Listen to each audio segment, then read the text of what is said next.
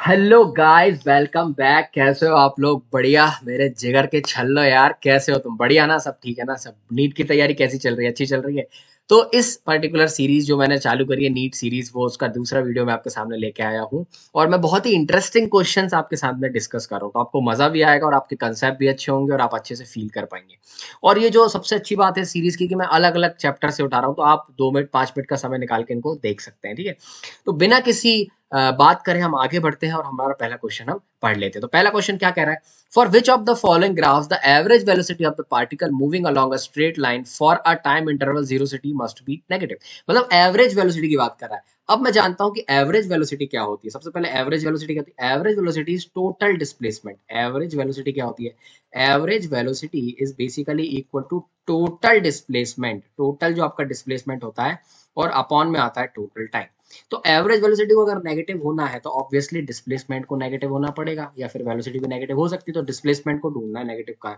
चलिए, अब पर्टिकुलर हम देखते हैं। सबसे पहला पहला ग्राफ देखते हैं। पहला ग्राफ जो आपका पोजीशन टाइम ग्राफ है ना? पोजीशन टाइम ग्राफ का जो स्लोप होता है ना, जैसे कि अगर जब भी आप कभी भी ध्यान रखना, अगर पोजीशन टाइम ग्राफ अगर बना रहे हैं, तो सपोज इट्स इस तरीके का ग्राफ है। ठीक है? तो इसका आप हर पॉइंट पर स्लोप देखिए। पर्टिकुलर इस पॉइंट पर बात करूं तो इसका स्लोप देखो, यहाँ पे पॉजिटिव है। तो इसका स्लोप जो हमको देता है, वो उसका स्लोप हमको देता है, पहली बात तो वेलोसिटी देता है। ठीक है? डिस्प्ले मतलब जो पोजीशन टाइम ग्राफ का जो मैं ग्राफ जो स्लोप देता है, वो वेलोसिटी देता है। अब इसका अगर स्लोप पॉजिटिव है फॉर एग्जाम्पल, तो हमारी वेलोसिटी पॉजिटिव है। अगर इसका स्लोप नेगेटिव है तो वेलोसिटी नेगेटिव है। ठीक है? तो वही देखना है, तो आपको स्लोप से आप जज कर सकते हैं। अब देखो, इस पर्टिकुलर पॉइंट को देखो, अगर इस पर्टिकुलर अगर मैं ग्राफ को देखूँ ना, तो यहाँ पे इसका जो स्लोप है ना, वो मेरे को क्या दिख रहा है? देखो यहाँ ध्यान से देखना, ये स्लोप जो दिख रहा है ना, ये स्लोप, दिस इज नेगेटिव। यहाँ पे जो थीटा है ना, ये नेगेटिव है। बात समझ में आ रही है? क्योंकि ये हमने किस सेंस में लिया है? ये हमने लिया है एंटी क्लॉकवाइज लिया हुआ है। ठीक है? अगर ये इस तरीके का सेंस होता तो ये यहाँ पे थीटा पॉजिटिव होता। यहाँ पे मेरे को दिख रहा है कि थीटा क्या है? बेसिकली नेगेटिव है। Tan theta is basically negative in second quadrant. ठीक है? तो यहाँ पे इसका स्लोप तो नेगेटिव है, इसका मतलब कंफर्म है कि यहाँ पे वेलोसिटी तो नेगेटिव होने वाली है। ठीक है? तो ये करेक्ट हो सकता है। चलिए दूसरा देख लेते हैं। अब दूसरा वेलोसिटी टाइम ग्राफ में, velocity time graph basically, velocity time graph का जो एरिया अंडर द कर्व रहता है, वो हमको डिस्प्लेसमेंट देता है। ठीक है? ये आपको हमेशा ध्यान में रखना है। जैसे कि अगर आपके सामने यहाँ पे, अगर मैं वेलोसिटी ले लूँ, यहाँ पे मैं क्या ले लूँ, अगर टाइम ले लूँ, और ठीक है, ये ग्राफ इस तरीके से मेरा इस तरीके से दिया है, तो ठीक है, तो पर्टिकुलर किसी टाइम इंटरवल के बीच में ये जो एरिया होगा ना, ये एरिया आपको बेसिकली डिस्प्लेसमेंट देता है। क्या देता है? डिस्प्लेसमेंट। क्योंकि वेलोसिटी इक्वल टू क्या होता है? Displacement upon time. तो v इंटू टी क्या हो जाएगा? मेरा डिस्प्लेसमेंट। और this v into T is basically area under the curve. तो ये आपको क्या देता है? डिस्प्लेसमेंट। अच्छा चलो, तो सेकंड क्वेश्चन, दो कंसेप्ट मैंने यहाँ पे आपको सिखा दिया, आपको ध्यान में रखना है। तो यहाँ पे जो डिस्प्लेसमेंट है, देखो ये नीचे की तरफ है। बात समझ में आ रही है? ये यहाँ पे नीचे की तरफ है और ये ऊपर की तरफ है। तो यहाँ पे वेलोसिटी देखो, यहाँ पे वेलोसिटी बेसिकली नेगेटिव है, यहाँ पे वेलोसिटी पॉजिटिव है। और दोनों का मेरा क्या सेम है? दोनों का एरिया सेम है। मतलब यहाँ पे नीचे की तरफ डिस्प्लेसमेंट नेगेटिव, ऊपर पॉजिटिव है, और नेट जो मेरी डिस्प्लेसमेंट है वो कितनी हो जाएगी? जीरो हो जाएगी। तो ऑब्वियसली यहाँ पे एवरेज वेलोसिटी तो जीरो है, क्योंकि जितनी नीचे है उतनी तो ये तो हो नहीं सकता, यहाँ तो जीरो। फिर यहाँ देख लेते हैं, यहाँ पे वेलोसिटी टाइम ग्राफ का, वेलोसिटी टाइम ग्राफ का एरिया डिस्प्लेसमेंट देता है, और ये एक्चुअली पॉजिटिव एक्सिस में, यहाँ पे पॉजिटिव एक्स पॉजिटिव वाई में एरिया बन रहा है। दिस एरिया इज पॉजिटिव, मतलब डिस्प्लेसमेंट पॉजिटिव, मतलब एवरेज वेलोसिटी भी आपकी पॉजिटिव होगी, तो ये तो हो नहीं सकता। और सिमिलरली यहाँ पे जो इसका जो आपको दिख रहा है ना, ये आपका यहाँ पे जो आपको थीटा दिख रहा है, आपको स्लोप दिख रहा है, ये भी यहाँ पे क्या है? पॉजिटिव है। तो यहाँ पे एवरेज वेलोसिटी भी हमारी पॉजिटिव होगी। ठीक है? तो इसका आंसर जो एक बचा, that is first is your answer. तो आपको जब भी क्वेश्चन आना, तो आप स्लोप और एरिया से ये चीज देख सकते हैं, लॉजिकली आप समझ जाएंगे। ठीक है? चलिए अब हम नेक्स्ट क्वेश्चन देख लेते हैं। A straight current carrying conductor is placed in such a way that the current in the conductor flows in the direction out of the plane of the plane. मतलब मेरी तरफ करंट आ रहा है, out of the plane. The conductor is place between two poles of two magnets. Okay, magnet रखी हुई है, दो पोल आपको दिख रहा है, नॉर्थ और south pole, as shown. So the conductor will experience a force in the direction. तो बेसिकली कंडक्टर पे कहाँ फोर्स लगेगा? तो सबसे पहले मैं फॉर्मूला लिख देता हूँ फोर्स ऑन अ कंडक्टर का। फोर्स ऑन अ कंडक्टर का फॉर्मूला क्या होता है? I B L. ठीक है? और इसका वेक्टर फॉर्म क्या होता है? I into D L cross B. मतलब अगर आपको फोर्स की वेक्टर की डायरेक्शन चाहिए, आपको किसकी डायरेक्शन चाहिए? फोर्स वेक्टर की डायरेक्शन चाहिए, तो अपनी उंगलियां किसकी तरफ लगाओ? डीएल की तरफ घुमाओ, डीएल की तरफ घुमाओ, रखो, और किसकी तरफ घुमा दो? मैग्नेटिक फील्ड की तरफ घुमा दो। जो अंगूठा है ना आपका, वो आपको किसकी डायरेक्शन देगा? फोर्स की डायरेक्शन देगा। ठीक है? अब यहाँ पे बात आती है कि डीएल वेक्टर क्या होता है। डीएल वेक्टर करंट एलिमेंट होता है, और उसकी डायरेक्शन कहाँ होती है? करंट की डायरेक्शन होती है। सपोज अगर मैं यहाँ पे डीएल ले लूँ और करंट उसमें इस तरीके से नीचे बह रहा है, ऐसा आई। ठीक है? तो ये जो वेक्टर होगा, ये इस तरीके से होगा। ठीक है? तो करंट की डायरेक्शन में ये डीएल वेक्टर होता है। है ना। तो ये बात समझ जाना। तो डीएल कहाँ है यहाँ पे, डीएल ऊपर की तरफ है, ठीक है। तो ऊपर की तरफ उंगलियां रखना अपनी। और मैग्नेटिक फील्ड आपको पता है, मैग्नेटिक फील्ड नॉर्थ से साउथ की तरफ होती है। तो this is the direction of magnetic field, ये डायरेक्शन है मैग्नेटिक फील्ड की, ठीक है। तो अपनी उंगलियां आपको किसकी तरफ रखनी है, आउट ऑफ द प्लेन, इसकी तरफ रखनी है और इधर घुमाना है, मैग्नेटिक फील्ड की तरफ घुमाना है। तो देखो ये जो आपका अंगूठा है नीचे आ रहा है, इसका मतलब इस पे जो फोर्स लगेगा वो कहाँ लगेगा, नीचे की तरफ लगेगा। और नीचे की तरफ लगेगा तो ये क्यू पॉइंट है कहाँ पे, नीचे की तरफ। तो ऑब्वियसली किसकी तरफ मूव करने वाला है, वो क्यू की तरफ मूव करने वाला है, ठीक है। आई होप आपको ये समझ में आ गया। चलिए नेक्स्ट क्वेश्चन की तरफ बढ़ते हैं। A small body is released from rest on a smooth inclined plane at T equal to 0। चूंकि एक इंक्लाइंड प्लेन दिया हुआ है, ठीक है। तो एक इंक्लाइंड प्लेन बना लेते हैं, this is our inclined plane, है ना। इंक्लाइंड प्लेन का इंक्लिनेशन ये होता है, दिस इज द थीटा। अब यहाँ पे एक बॉडी है, फॉर एग्जाम्पल एक बॉडी है इस तरीके से, इसका मास कुछ भी मान लेते हैं, ठीक है। ये टी इक्वल टू 0 की कहानी है। और ये रिलीज कहाँ से होती है, रेस्ट से। तो उसकी इनिशियल वेलोसिटी हो गई 0। तो उसका velocity versus time graph of the body shown in figure. अच्छा, ये वेलोसिटी टाइम ग्राफ दे के रखा है, तो आपको क्या बताना है, the angle of inclination of the plane with the horizontal, मतलब आपको थीटा की वैल्यू निकाली, ठीक है। तो अब मेरे हिसाब से देखिए यहाँ पे जो वेलोसिटी टाइम ग्राफ दिया हुआ है, देखो यहाँ पे टी इक्वल टू 0 पे वेलोसिटी 0 है, फिर धीरे धीरे धीरे धीरे लीनियरली वेलोसिटी बढ़ रही है, लीनियरली वेलोसिटी आपकी बढ़ रही है। तो जब भी इस तरीके ग्राफ का क्वेश्चन आए ना, सबसे पहले चलो इसकी एफबीडी बना लेते हैं, है ना। इसकी एफबीडी बना लेता हूँ तो आपको थोड़ा सा और क्लियर होगा, ठीक है। तो इस तरीके का आपका ये हो गया, है ना। ये आपका इस तरीके से प्लेन हो गया ना, ये हो गया मेरा थीटा। अब यहाँ पे फॉर एग्जांपल अगर यहाँ पे कोई ब्लॉक रखा हुआ है एम मास का, ठीक है। तो अब देखो नीचे की तरफ तो यहाँ लगता है एम जी, है ना। और एक इसका कंपोनेंट इधर होता है, ठीक है। और ये हो गया मेरा थीटा, बिकॉज जब इसको आप रिलेट करोगे तो ये 90, ये थीटा, ये 90 माइनस थीटा, तो ये थीटा। तो ये एम जी का इस तरफ कंपोनेंट आता है एम जी कॉस थीटा, है ना। और इस तरफ इसमें जो फोर्स लगता है वो लगता है एम जी साइन थीटा। मतलब एसिलरेशन उसका इस तरफ जो उसका एसिलरेशन होगा ना मेरे बच्चों, इस तरफ जो एसिलरेशन होगा वो होगा उसका जी साइन थीटा, है ना। तो जी साइन थीटा उसका इस तरफ एसिलेशन होगा, क्योंकि वो और कहीं मूव नहीं कर सकता, है ना। तो जी साइन थीटा अपन ने यहाँ से सोच लिया, क्योंकि हमको थीटा निकालना था तो हम इस टर्म में ही सोचेंगे, ठीक है। अब वेलोसिटी टाइम ग्राफ को अगर देखो तो वेलोसिटी टाइम ग्राफ का जो आपका स्लोप होता है, बेसिकली वो आपको क्या दे देता है, एसिलरेशन, ठीक है। तो इसका स्लोप हम निकाल सकते हैं, इसका स्लोप थीटा हम निकाल सकते हैं, ऑब्वियसली निकाल सकते हैं। टेन थीटा इक्वल टू क्या है, टेन थीटा इज बेसिकली 10/2, मतलब इसका जो एसिलरेशन है वो कितना है, 5 मीटर पर सेकेंड स्क्वायर।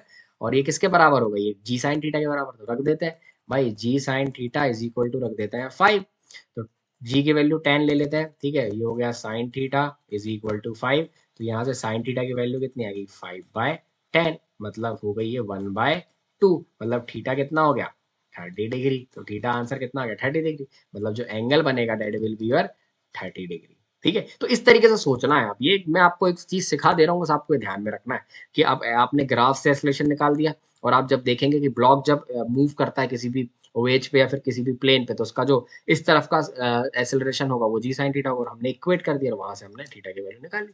तो अलग अलग ट्रिक्स होती है, ठीक है। चलिए एक क्वेश्चन और है। क्वेश्चन क्या बोल रहा है कि a particle is projected from a horizontal plane, एक हॉरिजॉन्टल प्लेन से करा है, such that its velocity vector दिया है, चलो वेलोसिटी वेक्टर दे दिया। वेलोसिटी वेक्टर क्या दिया है, A I plus B minus C T into J दिया है। चलो तो देखो ये जो वेलोसिटी है उसका एक्स कंपोनेंट हमको दिया है ए, दिस इज फाइनल वेलोसिटी, ठीक है। और वेलोसिटी का वाई कंपोनेंट हमको दिया है B minus C T into ये, मतलब ये वाई डायरेक्शन में, एक्स डायरेक्शन में हमको वेलोसिटी वेक्टर दे दिया है ना।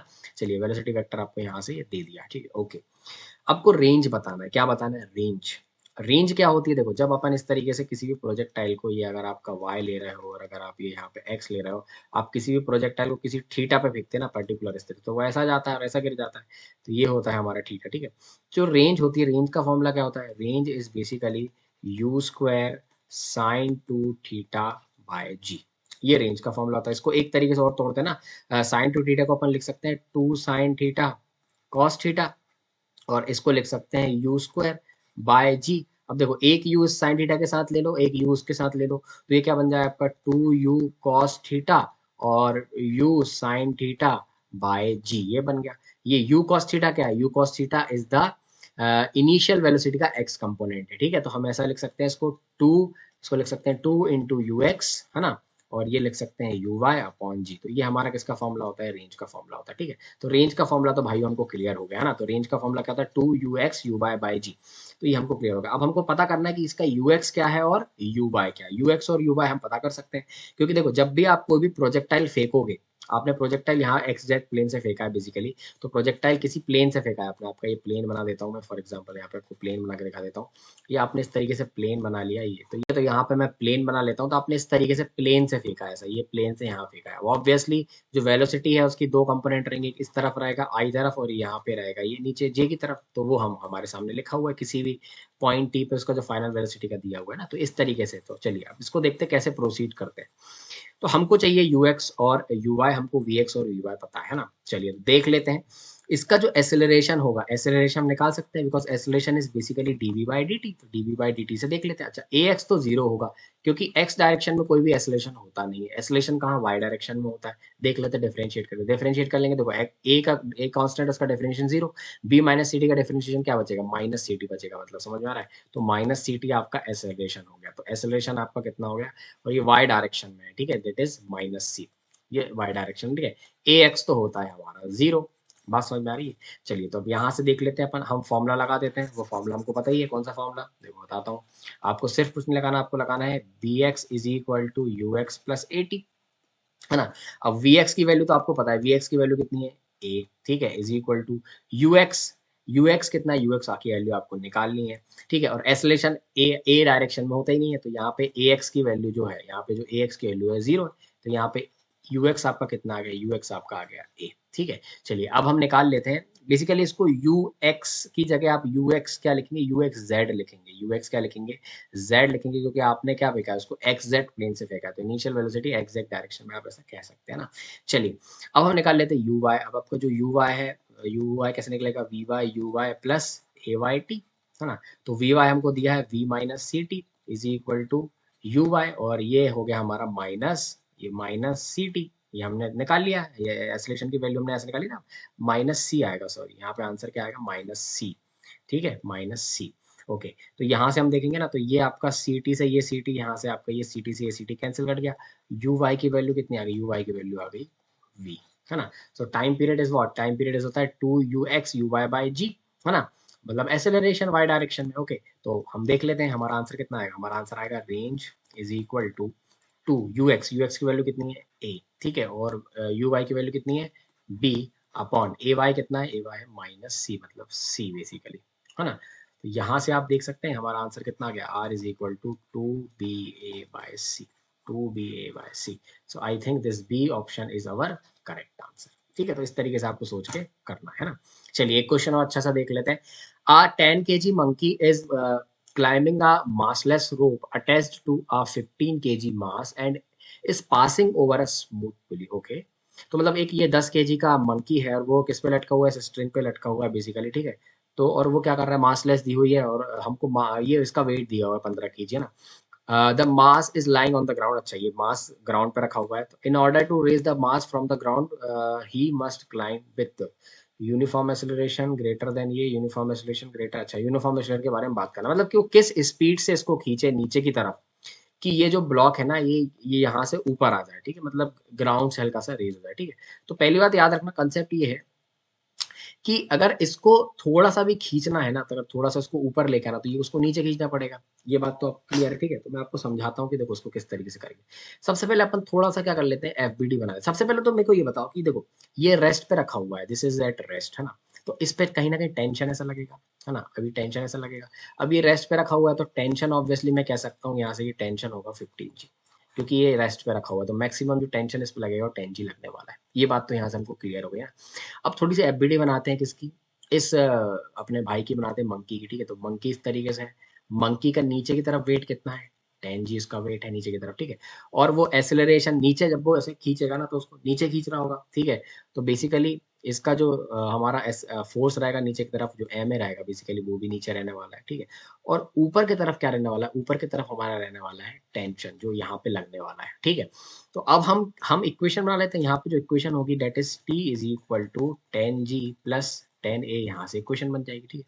यहाँ से आप 10 कॉमन ले लोगे तो आंसर कितना आएगा, जी प्लस ए इक्वल टू 10। अब देखो अगर इसको इसको अगर ऊपर उठना है ना तो ये वाला जो टेंशन है, मतलब यहाँ पे जो पर्टिकुलर टेंशन है ना, तो ये टेंशन को हमेशा कम होना पड़ेगा इससे 10 जी प्लस ए से, क्योंकि इस तरफ का जो नेट फोर्स है, इस तरफ का जो नेट फोर्स है वो ज्यादा और या फिर इक्वल हो जाए इसके टेंशन से, बात समझ में आ रही, इसके टेंशन से तो ऑब्वियसली ब्लॉक कहाँ ऊपर उठ जाएगा, तो हम वही निकाल लेते हैं।